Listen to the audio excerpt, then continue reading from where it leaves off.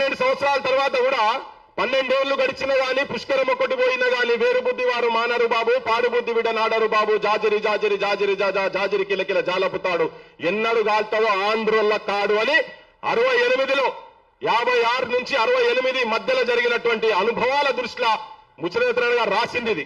దోపిడీ చేసేందుకు వచ్చినటువంటి వాళ్ళ మీద రాసింది. ఇవాళ తెలంగాణ మన రాష్ట్రం వచ్చిన తర్వాత కూడా మన దగ్గర కూర్చొని మనం ఇటువంటి మాటలు బూతు మాటలు అడ్డమైన బూతులు మన అమ్మలను వదిలిపెడతలేరు, మన అక్కజలను వదిలిపెడతలేరు, భార్యలను వదిలిపెడతలేరు. అది ఎప్పుడు మన పాలనలో తెలంగాణ పాలనలో ఉన్న తర్వాత కూడా ఒక్కనన్న అరెస్ట్ చేసిండ్రా? వీళ్ళు పోయి తిరిగిండ్రు, పోలీస్ స్టేషన్ల చుట్టూ పోయి తిరిగిండ్రు. ఆడపిల్లలు బట్టలు లేకుండా చేసినట్టు చేసి బొమ్మలు పెడుతున్నారు. ఇది అవమానం. మన తెలంగాణ రాష్ట్రంలో ఒక్క మంత్రి మాట్లాడారు, ఒక్క ఎమ్మెల్యే మాట్లాడారు.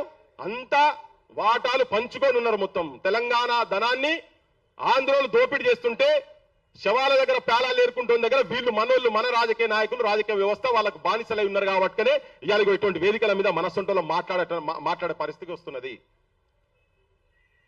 అసలు ఈ తెలంగాణ అంటేనే ఆ కొడుకులకు ఇప్పటి నుంచి అది ఉంటది. మన పాలన మన చేతులలో వచ్చే వరకు నిజమైన వాళ్ళ చేతులలో. ఇప్పుడు పవన్ కళ్యాణ్ అన్న దాంట్లో తప్పలేదు. కాంట్రాక్టర్ మేవాడు అంటే మేవా కృష్ణారెడ్డి ఎంకరేజ్ చేసింది ఎవరు? మనోళ్ళే కదా. దోపిడీ చేయనిస్తేందుకు మనమే ఇచ్చిన అవకాశం. మనోళ్ళు ఎందుకు ఇక్కడ వాళ్ళు ఎందుకు కాంట్రాక్టర్లు కాలేకపోయినారు? సత్తా లేదా? మనోళ్ళు పోయి ఎక్కడెక్కడో కూడా చేస్తున్నారు కదా. ఇలా నారాయణలు, శ్రీ చైతన్యాలు వచ్చిన తర్వాత ఇంకా మన బడులు బంద్ అవుతున్నాయి. పోయిన 10 సంవత్సరాల్లో అదే జరిగింది, ఇప్పుడు అదే జరుగుతున్నది. ఇంకా ఆయన బహిరంగంగా 23,000 బడులు బంద్ చేసి పడేస్తా అంటున్నాడు.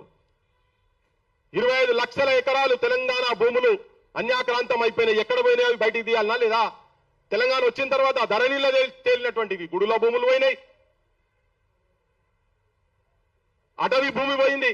ఇలా ఆంధ్రోళ్ళు మనోళ్ళు కలిసి ఉన్నారు రాజకీయ నాయకత్వం పైన.